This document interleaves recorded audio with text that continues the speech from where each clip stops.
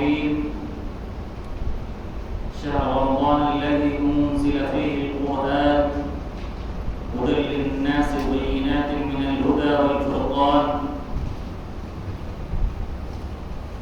معزز و محترم سامعین کرام، اس گاؤں کے نوجوان ساتھیوں، بزرگوں، دوستوں، پیارے بچوں، عزیز مہمان،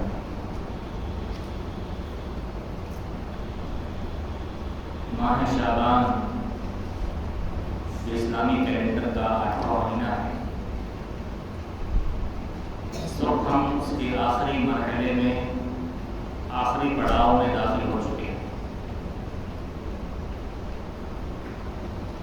آنے والا مہینہ اسلامی کیلنڈر کا 9واں مہینہ اور تمام مہینوں کا سردار رمضان المبارک کا مہینہ ہوگا. رمضان جیسا کوئی مہینہ نہیں. جو بات رمضان کے مہینے میں ہے وہ کسی اور مہینے میں نہیں. رمضان کا مہینہ باقی سال کے 11 مہینوں سے بالکل الگ تھلگ ہے. آپ دیکھیں، جو دلی لگاؤ، جو محبت اور جس طرح کا انتظار رمضان المبارک کا ہوتا ہے وہ کسی اور مہینے کا نہیں. رمضان المبارک کی فضیلت، اس کی عظمت کی اگر بات کی جائے تو صرف اتنا کافی ہے کہ سال کے باقی 11 مہینے، ان کا نام اللہ رب العالمین نے اپنے کلام مجید میں نہیں لیا. جس مہینے کو رب کے کلام میں جگہ ملی ہے وہ رمضان المبارک کا مہینہ ہے. اللہ نے نام جس مہینے کا اپنی مقدس کتاب میں لیا ہے وہ شرف حاصل ہوا ہے تو رمضان المبارک ہوا. اور جس کے آتے ہی ہر انسان خوش ہو جائے، مسلمان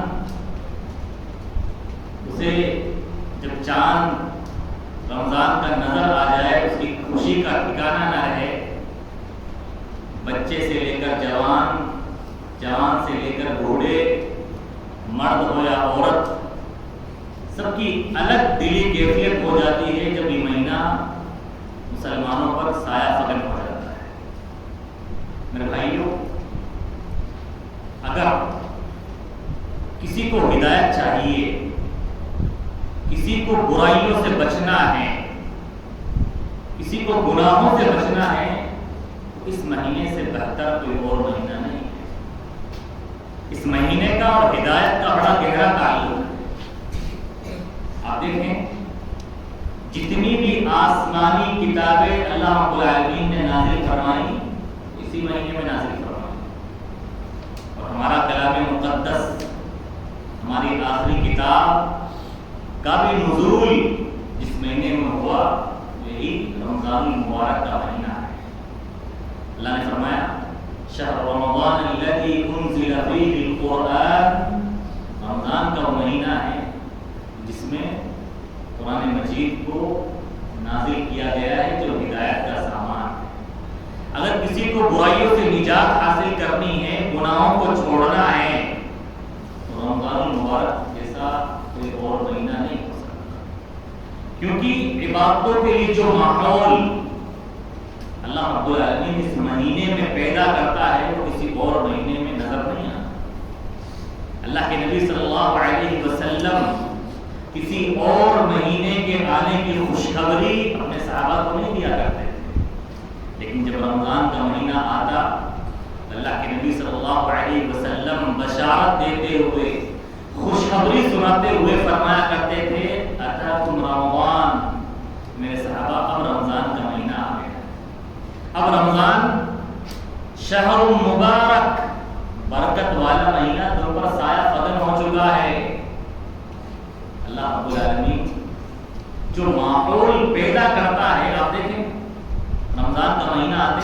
مسجدیں آباد ہونا شروع ہو جاتی ہے، مسجدیں معمور ہونا شروع ہو جاتی ہے، اور عمل کرنے کا ایک شوق مسلمان کے اندر خود بخود جنم لینے لگتا ہے۔ یہ ماحول پیدا کرنے والی ذات اللہ کی ہے، اور ماحول کس طرح سے پیدا کیا جاتا ہے؟ اللہ کے رسول صلی اللہ علیہ وسلم نے کیا فرمایا کہ جب رمضان کا چاند نظر آتا ہے فتحت ابواب الجنہ، جنت کے سارے دروازے کھول دیے جاتے ہیں۔ بعض روایتوں میں آتا ہے فتحت ابواب الرحمہ، رحمت کے دروازے کھول دیے جاتے ہیں۔ بعض روایتوں میں آتا ہے فتحت ابواب السماء، آسمان کے تمام دروازے کھول دیے جاتے ہیں، رحمتیں ہی رحمتیں۔ اور ماحول دیکھیے وغلقت ابواب النار، اور جہنم کے دروازے بند کر دیے جاتے ہیں۔ اللہ ماحول دیکھیے کیسے پیدا کر رہا ہے۔ کوئی ہے اس مہینے کی قدر کرنے والا، اس مہینے کی عظمت کو سمجھنے والا، وسلسلۃ الشیاطین، اور شیطان قید کر دیے جاتے ہیں۔ اور مہینوں میں انسان یہ بہانہ بنا سکتا ہے کہ شیطان حاوی ہے، شیطان ہم پر غلبہ پا چکا ہے، ہماری نیندیں ہم سے ختم نہیں ہو پاتی، ہم نیند سے جاگ نہیں پاتے، اور مہینوں میں بہانہ مل سکتا ہے۔ لیکن اللہ رب العالمین کا کرم دیکھیے، اس کی رحمت دیکھیے کہ شیطان کو بھی اللہ رب العالمین قید کر دیتا ہے، ان کو بھی زنجیروں میں جکڑ دیتا ہے۔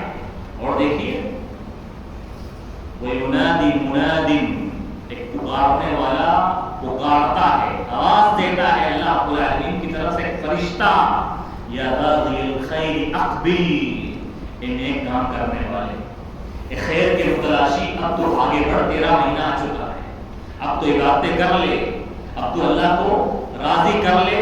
وَيَا بَاغِيَ الشَّرِّ أَقْصِرْ، اور ایک گناہوں میں ملوث انسان، ایک برائیاں کرنے والے، اب بس کا، اب رک جا، یہ مہینہ جو آیا ہے اس میں تو اللہ کی حدود کو پامال کر کے اللہ رب العالمین کو ناراض نہ کر۔ اللہ رب العالمین جو ایٹماسفیئر عبادت کرنے کا پیدا کرتا ہے میرے بھائیوں، کسی اور مہینے میں پیدا نہیں کرتا۔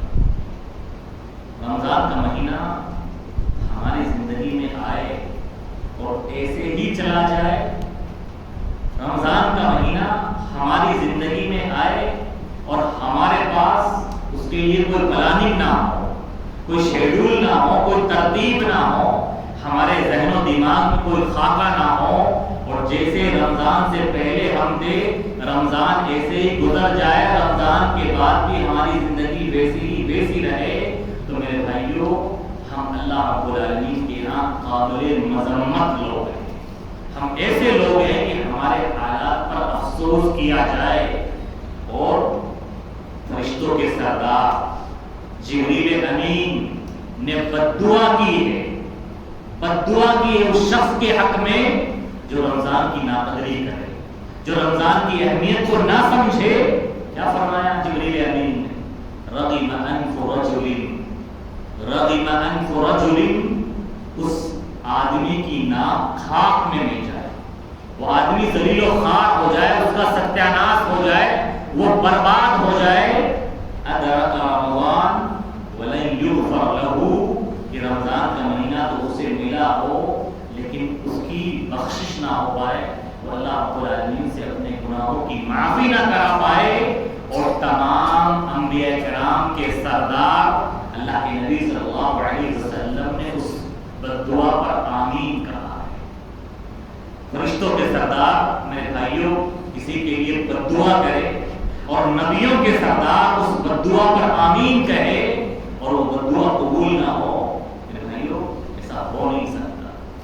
رمضان کا مہینہ پا لینا در حقیقت بڑی خوش قسمتی کی بات ہے۔ اگر ہمیں یہ رمضان نصیب ہو گیا، یہ آنے والے چند دن بھی کٹ گئے اور ہم نے رمضان تک اللہ نے پہنچا دیا، تو ہمیں اور آپ کو یہ سمجھنا ہے کہ ہم اللہ رب العالمین کے سلیکٹڈ بندوں میں سے ہیں، ان بندوں میں سے ہیں کہ جنہوں نے جن کو اللہ رب العالمین نے چنا ہے رمضان کے لیے۔ ورنہ بہت سارے ہمارے بھائی جو پچھلے رمضان میں ہمارے ساتھ تھے، اس دفعہ ہمارے ساتھ کیا. بہت سارے ہمارے رشتے دار جو پچھلے رمضان تک ہمارے ساتھ اٹھا کرتے تھے, بیٹھا کرتے تھے, لیکن اس رمضان سے کے آنے سے پہلے وہ ہم سے رخصت ہو گئے اور ہم سے جدا ہو گئے, اس دنیا کو چھوڑ کر چلے گئے.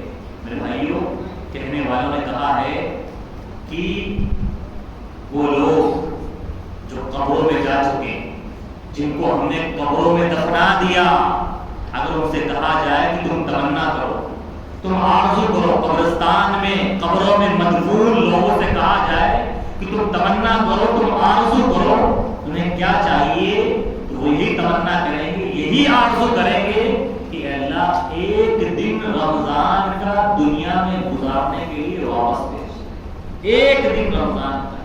میرے بھائیوں, رمضان المبارک کا ایک ایک لمحہ, ایک ایک سیکنڈ, ایک ایک منٹ بڑا قیمتی ہے. اللہ رب العالمین اس مہینے میں اپنے بندوں کو جنتی بنانا چاہتا ہے. اس مہینے میں اللہ رب العالمین اپنے بندوں کو جنتی بنانا چاہتا ہے. آپ دیکھیں کہ اللہ رب العالمین کیا فرمانا سناتا ہے, اللہ رب العالمین کون سی بخشش کا وعدہ کرتا ہے. اللہ کے نبی صلی اللہ علیہ وسلم نے فرمایا للہ اتقاء من النار وذلك فی کل لیلۃ. اللہ تعالیٰ رمضان المبارک کی ہر رات اپنے بندوں کو جہنم کی آگ سے آزاد کرتا ہے. اس کے وہ بندے جو رمضان آنے سے پہلے جنہوں نے اتنے گناہ کیے, اتنے برے کام کیے کہ جس کی وجہ سے انہوں نے اپنے آپ کو جہنمی بنا لیا, اللہ کی تقدیر کی کتاب میں ان کا جہنم میں جانا فکس ہو گیا, لیکن رمضان المبارک کا مہینہ آیا اور انہوں نے اللہ رب العالمین کو راضی کیا, اللہ رب العالمین کو خوش کرنے کے لیے کام کیا, تو اللہ رب العالمین ان کو بخشش کا پروانہ سناتا ہے کہ اللہ رب العالمین ہر رات اپنے بندوں کو جہنم کی آگ سے آزاد کرتا ہے. میرے بھائیوں, سب سے بڑی کامیابی اگر کوئی ہے انسان کے لیے تو وہ یہی ہے کہ انسان جہنم سے آزاد ہو جائے, جنت کے اندر اس کو داخلہ مل جائے. اس سے بڑی کامیابی کوئی اور نہیں ہے. اور قرآن مجید نے اسی چیز کو کامیابی قرار دیا ہے. اللہ نے فرمایا فمن زحزح عن النار وادخل الجنة فقد فاز. جو جہنم سے بچا لیا گیا اور جنت میں جس کو داخلہ مل گیا, در حقیقت کامیاب انسان وہی ہے. ہماری نظر میں کامیابی کچھ بھی ہو گئے, دنیاوی کامیابی وقتی کامیابی ہے, چند روزہ چند دنوں کی کامیابی ہے.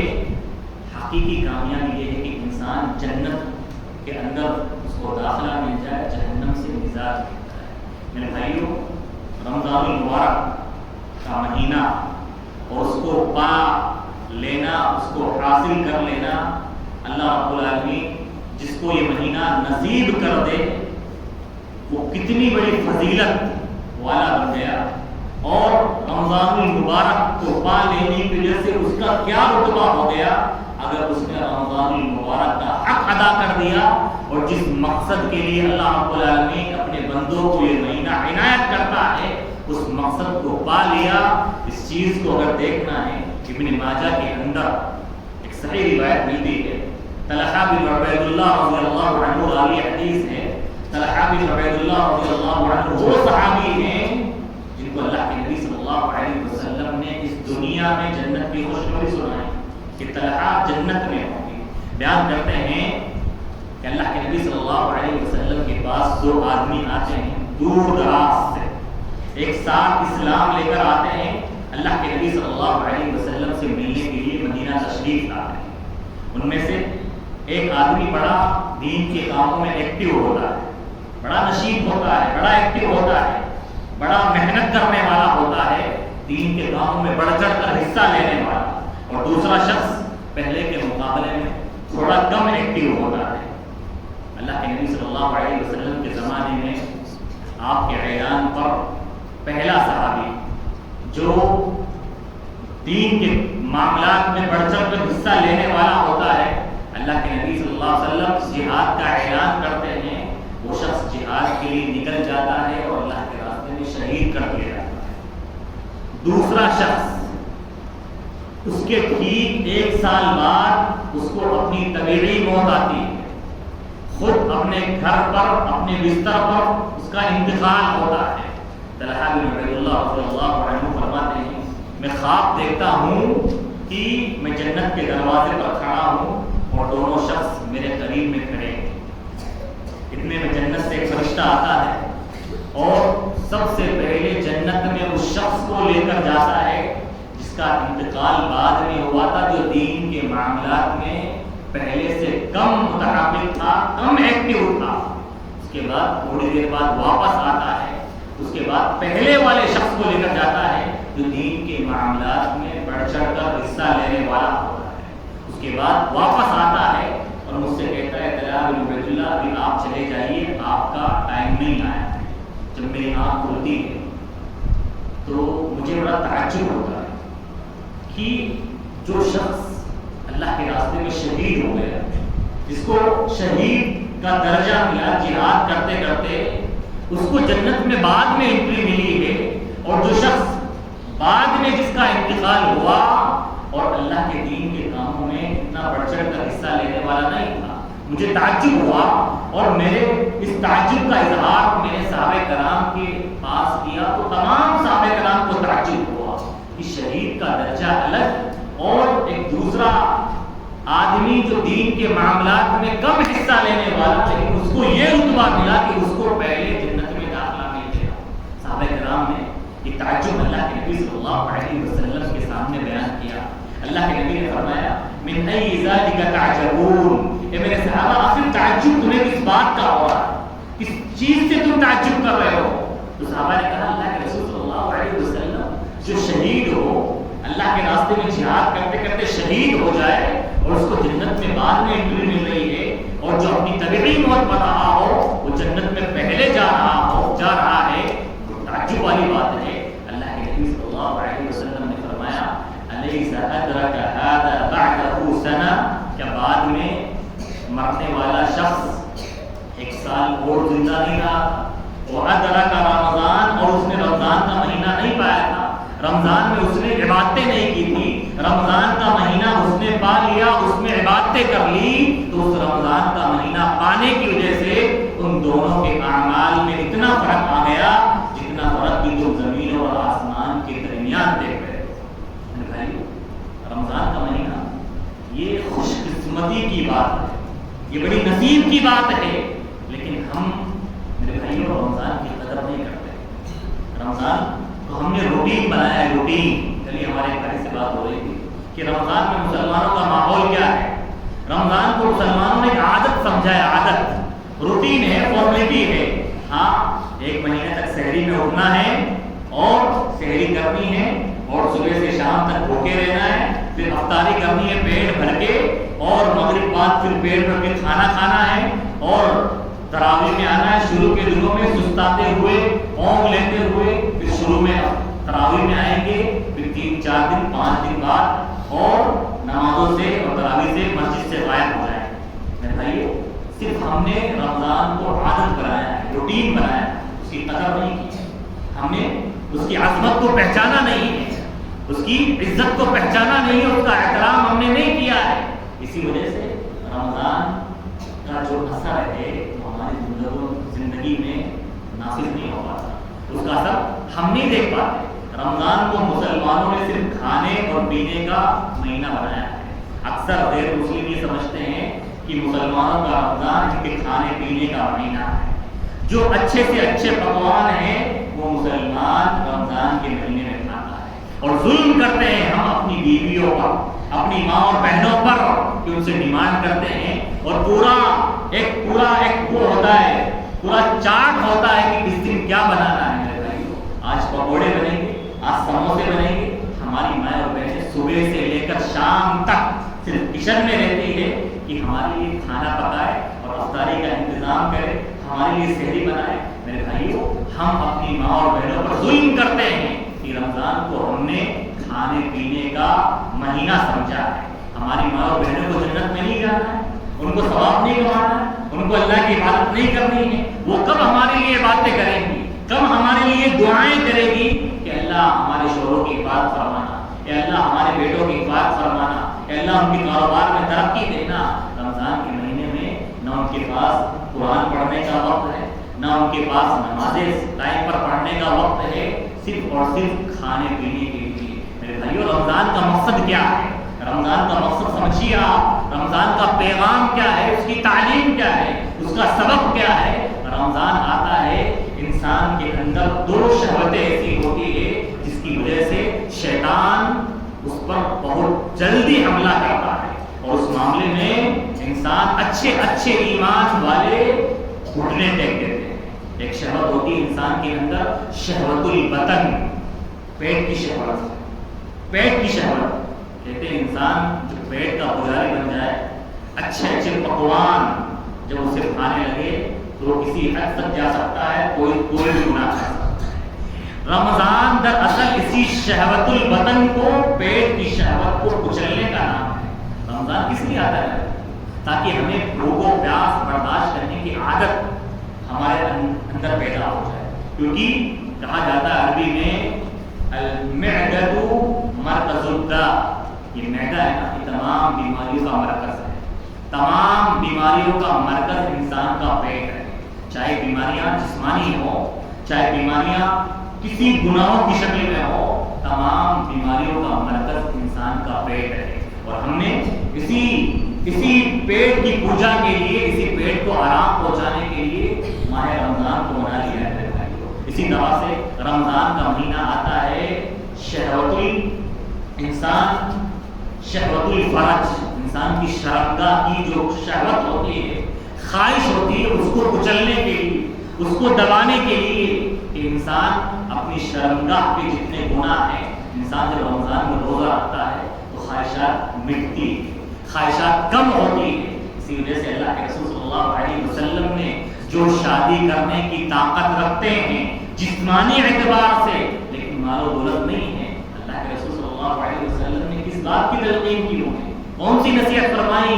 آپ نے فرمایا کہ نوجوانوں کی جماعت، من استطاع منکم الباءۃ فلیتزوج، شادی کرنے کی طاقت ہے، مال دولت ہے، جسمانی طاقت بھی ہے، روپیہ پیسہ بھی ہے تو شادی کر لو، لیکن اگر جسمانی طاقت تو ہے لیکن مال و دولت نہیں ہے تو کیا کر لو؟ روزے رکھا کرو، کیونکہ روزہ انسان کی شرمگاہ کی شہوت کو کچل جاتا ہے۔ لیکن ہم نے میرے بھائیوں رمضان کا مقصد سمجھا نہیں ہے۔ ہمارے یہاں صرف رمضان کھانے پینے کا مہینہ ہے۔ اللہ کے واسطے اپنی بیویوں کا رحم کرو، اللہ کے واسطے اپنی بیویوں کو وقت دو کہ وہ بھی اللہ کی عبادت کریں، وہ بھی اللہ رب العالمین کو راضی کریں۔ جہنم میں سب سے زیادہ عورتیں جائیں گی، کل یہ عورتیں ہماری گریبان پکڑے گی، ہماری بہن بیٹیاں ہم سے پوچھے گی اللہ رب العالمین کے دربار میں کہ اللہ ہم جہنم میں اس لیے آئے ہیں کہ ہمارے شوہروں نے، ہمارے بچوں نے، ہمارے بھائیوں نے ہمیں رمضان میں عبادت کرنے کا موقع نہیں دیا کہ ہم جہنم سے آزاد ہو جائیں۔ میرے بھائیوں، رمضان کھانے پینے کا موسم نہیں ہے، رمضان یہ کھانے پینے کا مہینہ نہیں ہے، رمضان یہ نیکیوں کا مہینہ ہے، اللہ کو راضی کرنے کا مہینہ ہے، اللہ رب العالمین کو خوش کرنے کا مہینہ ہے، اور جنت کو حاصل کرنے کا مہینہ ہے۔ ہمارے یہاں میرے بھائیوں، رمضان کا اگر مقصد ہم سمجھ جائیں کہ رمضان المبارک آخر ہم سے چاہتا کیا ہے، رمضان المبارک کی اہم عبادت جو روزہ ہے اس کا مقصد کیا ہے، اللہ رب العالمین کیا ہمیں بھوکا پیاسا رکھ کر ہم پر ظلم کرنا چاہتا ہے؟ کیا ملتا ہے اللہ رب العالمین کو کہ ہم بھوکے پیاسے رہیں اور تمام کھانے پینے کی چیزوں سے دور رہیں، جتنی حلال چیزیں ہیں ان کو چھوڑ دیں جو دوسرے مہینوں میں ہمارے لیے حلال ہوتی ہے، جن کا کھانا ہمارے لیے حلال ہوتا ہے، لیکن رمضان کے مہینے میں اللہ رب العالمین کے حکم کی بنا پر وہ تمام کی تمام چیزیں ہمارے لیے حرام ہو جاتی ہے کہ ہم ان کو کھا نہیں سکتے۔ دراصل اللہ رب العالمین ہمارے اندر رمضان کے مہینے میں جو عبادتیں اللہ نے فرض کی ہے، خصوصاً روزہ، اس کے ذریعہ اللہ رب العالمین ہمارے اندر یہ احساس پیدا کرنا چاہتا ہے کہ اللہ رب العالمین ہمیں دیکھ رہا ہے، اللہ رب العالمین ہمیں سن رہا ہے، اللہ رب العالمین ہمیں جانتا ہے۔ آپ دیکھیں روزے کے اندر کس بات کا احساس ہے، کس بات کا احساس کرایا جاتا ہے؟ انسان کچن میں جاتا ہے، ٹھنڈا پانی ہے، بھوک کو پیاس لگ رہی ہے، فریج کے اندر ٹھنڈے پانی کی بوتل ہے، اور کچن میں فروٹ لائے ہوئے ہیں افطاری کے لیے، ساری چیزیں موجود ہے، روٹیاں موجود ہے، سالن موجود ہے، کوئی نہیں دیکھ رہا ہے، کچن میں اکیلا جاتا ہے، لیکن انسان کھاتا نہیں، روزہ رکھنے والا کھاتا نہیں. کیوں نہیں کھاتا؟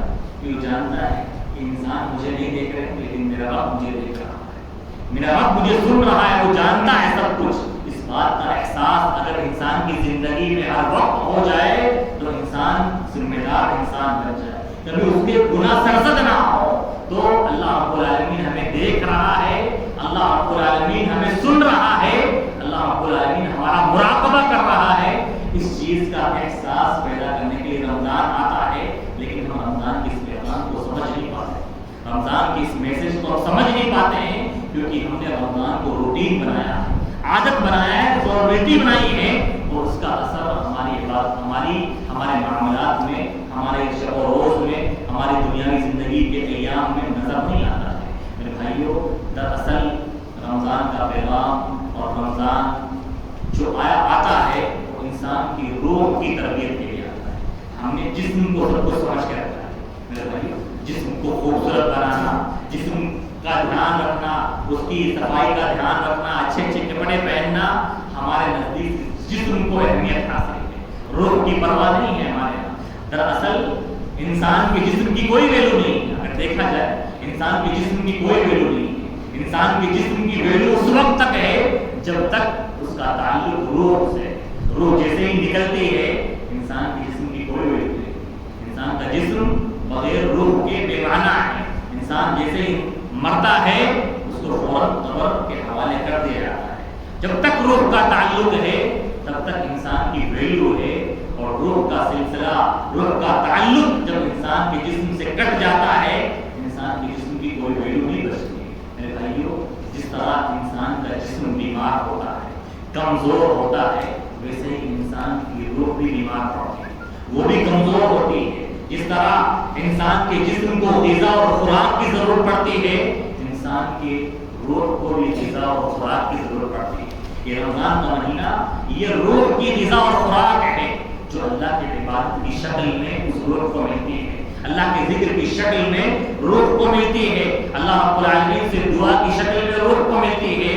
روح کو غذا اور خوراک پہنچانے کی ضرورت ہے. انسان کا جسم کتنا بھی کمزور ہو لیکن اگر انسان کی روح طاقتور ہے انسان اسلام کی نظر میں طاقتور ہے. لیکن اگر انسان کی روح کمزور پڑ جائے انسان جسمانی اعتبار سے کتنا بھی طاقتور ہو در حقیقت انسان بڑا کمزور ہے. رمضان کا مہینہ اس میں کی جانے والی عبادتیں یہ روح کو سکون پہنچانے کے لیے، اس کو غذا اور خوراک پہنچانے کے لیے آتی ہے. میرے بھائیوں، آج ہم سب کی روح کمزور پڑ چکی ہے، ہم سب کی روح بیمار پڑ چکی ہے. تبھی تو روح بیمار پڑ چکی، کیا علامتیں ہیں، کیا سمٹمز ہیں؟ روح جس کی بیمار پڑ جاتی ہے میرے بھائیوں، عبادتوں میں اس کا من نہیں لگتا، نمازوں میں اس کا من نہیں لگتا، عبادت تو اس کو بھاری لگنے لگتی ہے. 8 رکعت تراویح 1 گھنٹہ مسجد میں رہنا اس کے لیے بھاری لگتا ہے. در حقیقت ہماری روح بیمار ہے. اس انسان کو گناہوں میں لذت ملنے لگے، گناہ نہ چھوٹ پائے.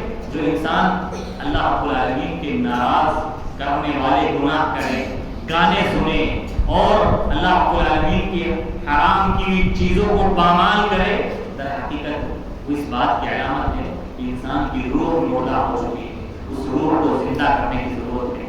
رمضان مبارک یہ روح کی غذا اور خوراک کے لیے اللہ رب العالمین ہمیں دیتا ہے.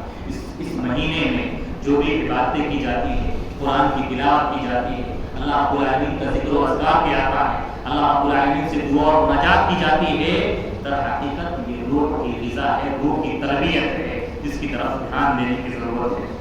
انسان چاہتے ہوئے بھی گناہ نہیں چھوڑ پاتا، گناہ اسے اچھے لگ رہے ہیں کیونکہ یہ علامت ہے کہ انسان کی روح مردہ ہو چکی ہے. میرے بھائیوں، رمضان کی اصل عبادت جو اسلام کا چوتھا رکن ہے روزہ، یہ ہر مسلمان پر واجب اور ضروری ہے.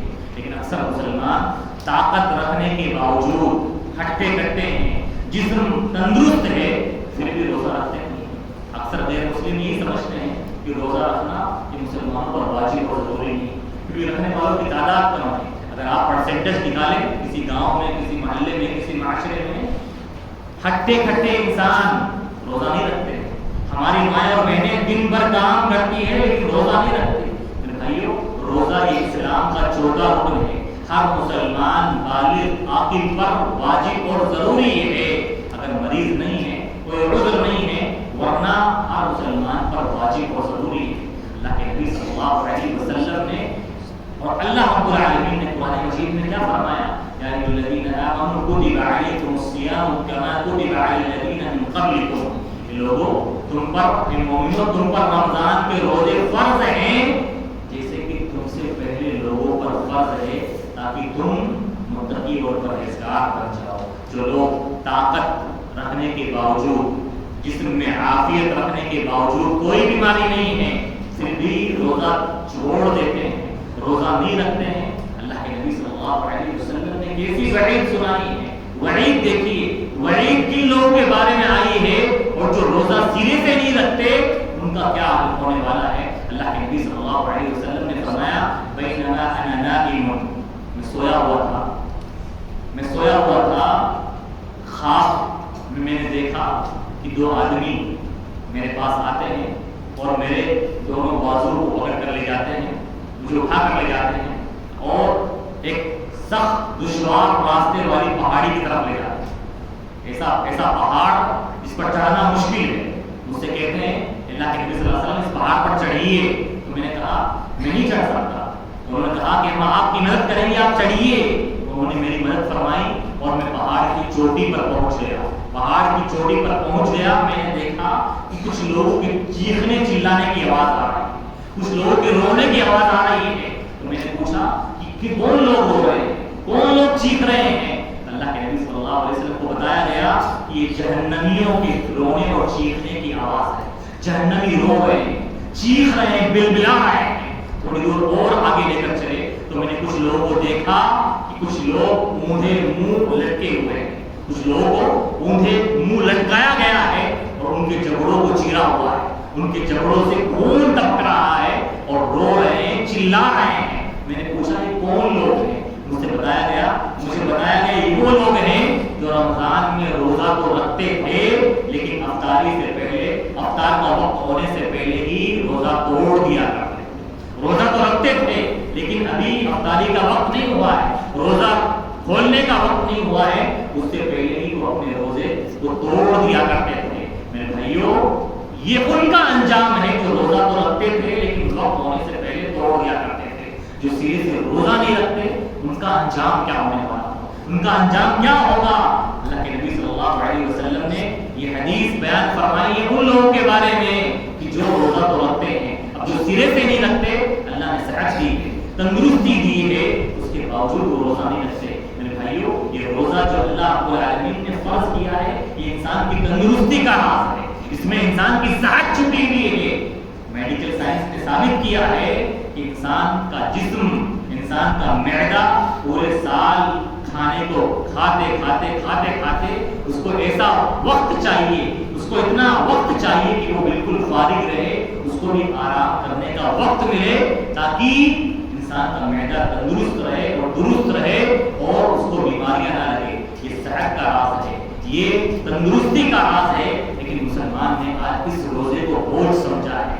حکم ہونا تو یہ چاہیے تھا چھوٹے چھوٹے بچے جو بھی بالغ نہ ہوں ان کو بھی شوق دلایا جائے، ان سے بھی روزے رکھوائے جائے، لیکن یہاں تو مسلمانوں کے بڑے بڑے لوگ، بڑے بڑے گھرانے پورے کے پورے روزے نہیں رکھتے، ماں اور بہنیں بھی روزے نہیں رکھتی۔ در حقیقت روزہ اسلام کا چوتھا رکن ہے، جو چوتھے رکن کو نہیں مانے گا وہ کیسے مسلمان ہو سکتا ہے، وہ کیسے ایمان والا ہو سکتا ہے؟ اس تعلق سے ہماری جو غفلت ہے، ہماری جو غفلت ہے اس کو ختم کرنے کی ضرورت ہے اور روزے کی اہمیت کو سمجھنے کی ضرورت ہے، اس کی فرضیت کو سمجھنے کی ضرورت ہے۔ میرے بھائیوں، رمضان کا مہینہ آنے والا ہے، اس کا ہمیں استقبال کرنا ہے، اس سے پہلے چند اعمال کرنے ہیں کہ اس بار کا رمضان ہمارا پچھلے رمضانوں کی طرح نہ ہو، اس بار کا رمضان ہمارا روٹینی نہ ہو، فارمیلٹی نہ ہو، کہ عادت نہ ہو کہ ہمارے باپ دادا رکھتے ہیں اس لیے ہم رمضان کا مہینہ گزار رہے ہیں، روزے رکھ رہے ہیں۔ میرے بھائیوں، رمضان آنے سے پہلے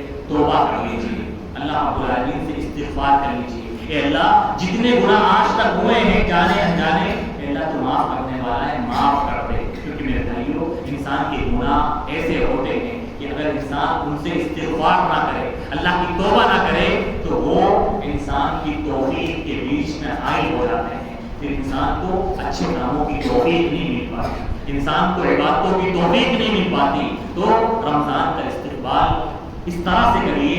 ہم لوگوں کو رمضان کا استقبال اس طرح کرنا چاہیے کہ ہمیں اللہ رب العالمین کے حضور توبہ کرنی چاہیے، استغفار کرنا چاہیے. اللہ جتنے گناہ ہو گئے ہیں اللہ ہم کو معاف فرما. یہ رمضان کا مہینہ آ رہا ہے، اس رمضان کو ہماری مغفرت کا پروانہ بنا دے. میرے بھائیوں اسی طرح سے رمضان کا استقبال ہمیں اس طرح سے کرنا چاہیے کہ رمضان کے مسائل سمجھنے کی ضرورت ہے. رمضان کے تعلق سے رمضان کے روزوں کے جو مسائل ہے اس کا علم حاصل کرنے کی ضرورت ہے. بغیر علم کے ہو سکتا ہے ہمارے روزوں میں کمی آ جائے، ہمارے رمضان میں کمی آ جائے اور اللہ رب العالمین کے یہاں ہمارے روزے قبول نہ ہو. اگر ہمیں نماز پڑھنی ہو اور وضو کا طریقہ بتانا ہو تو ہماری نماز قبول نہیں ہو سکتی. اسی طرح سے علم حاصل کرنا پڑے گا کہ رمضان کے کیا مسائل ہیں، روزوں کے کیا مسائل ہیں. اس تعلق سے آپ اچھے علماء کرام کے یوٹیوب پر دروس ہیں وہ سنیے، کتابیں پڑھیے، اپنے عالم دین سے رابطہ کیجیے. کون سی چیز روزے کی حالت میں ہمیں نہیں کرنی ہے، کون سی چیز کرنی ہے. ایک بھائی کا فون آیا رات کو 2 بجے کہ مولانا صاحب کیا رمضان میں روزے کی حالت میں بال کاٹ سکتا ہوں کیا؟ تو جو چیزیں جاننے کی ہیں ان کو جانیے تاکہ روزے کی حالت میں آپ پریشان نہ ہوں. آپ 3 بجے فون کریں اور یہ مسئلے پوچھیں تو آپ پڑھیے، مطالعہ کیجیے. رمضان آنے سے پہلے ہی آپ ان چیزوں کو جان لیجیے کہ جن کا جاننا ضروری ہے. اسی طرح سے میرے بھائیوں آپ پلاننگ کیجیے، اس کے لیے ترتیب بنائیے. انسان کے پاس دنیا کے تمام کاموں کے لیے شیڈول ہوتا ہے، ٹائم ٹیبل ہوتا ہے، کون سا کام کب کرنا ہے. لیکن ہمارے پاس وہ رمضان جو ہمیں جنتی بنانے کے لیے آیا ہے، جو رمضان ہمیں گناہوں سے معاف کرنے کے لیے آیا ہے، اس رمضان کے لیے ہمارے پاس کوئی ٹائم ٹیبل نہیں ہے. رمضان کی قدر کرنے کی ضرورت ہے اور رمضان آنے سے پہلے ہی اس کے لیے ٹائم ٹیبل بنانے کی ضرورت ہے، اس کے لیے پلاننگ کرنے کی ضرورت ہے. ایسا نہ ہو پہلے کی طرح جس طرح پہلے رمضان گزرتے گئے وہی کھانا پورتی، اس بار بھی ہم کھانا پورتی میں رمضان کو گزار دے. ایسا نہیں ہونا چاہیے. رمضان کی قدر کو سمجھنے کی ضرورت ہے، اس کی عظمت کا خیال رکھنے کی ضرورت ہے. یہ موقع بار بار